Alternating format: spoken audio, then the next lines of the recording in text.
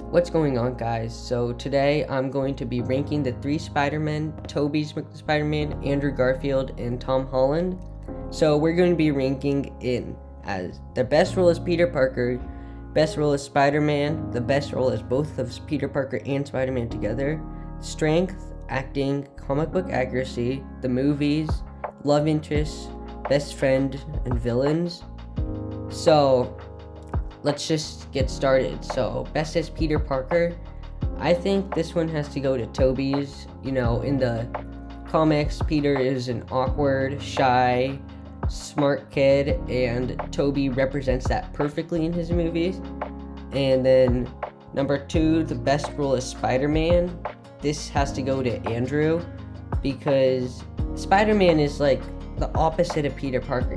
He's cool, he fights crime, he's funny, and that's exactly what Andrew Spider-Man is.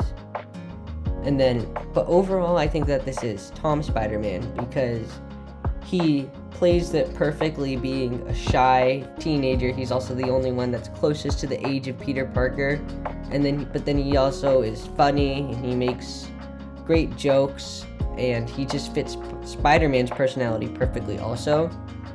So strength, I have to give this one to Tom Spider-Man, because while he is the youngest, we really see in the movies how strong he is when he's fighting alongside the Avengers. And then acting, again, I think that Tom acts as both Peter Parker and Spider-Man perfectly. And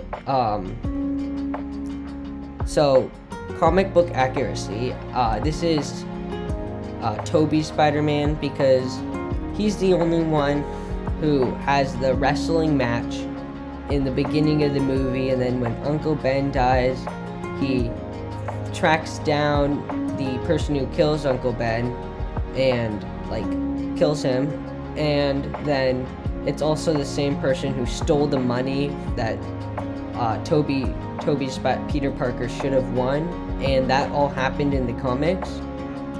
And then the movies, I think that this goes to Tom Spider-Man. Homecoming was amazing. Far From Home is one of my favorite Marvel movies, if you watched our first video. And then No Way Home, again, was an amazing movie. And I feel like on the opposite side of that is Andrew Garfield's movies. They weren't bad, but the writing and the directing weren't on par as much as Tobey's and Tom's.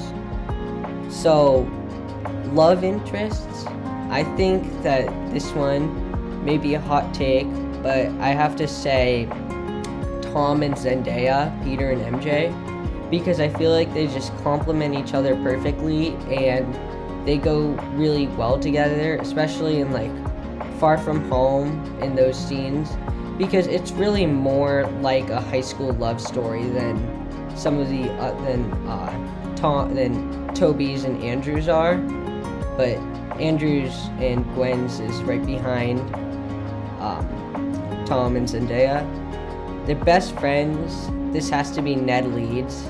He's just the perfect complement to Spider-Man. He's funny, he's smart, and he's so far hasn't turned into a villain yet, and he's really loyal to Peter.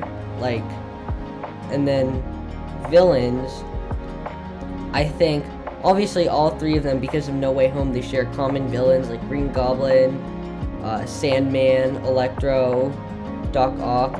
But I think overall, just in the movies that they're on their own, I think that Tom has the best villains, and Tom and Tobey are actually really close to each other.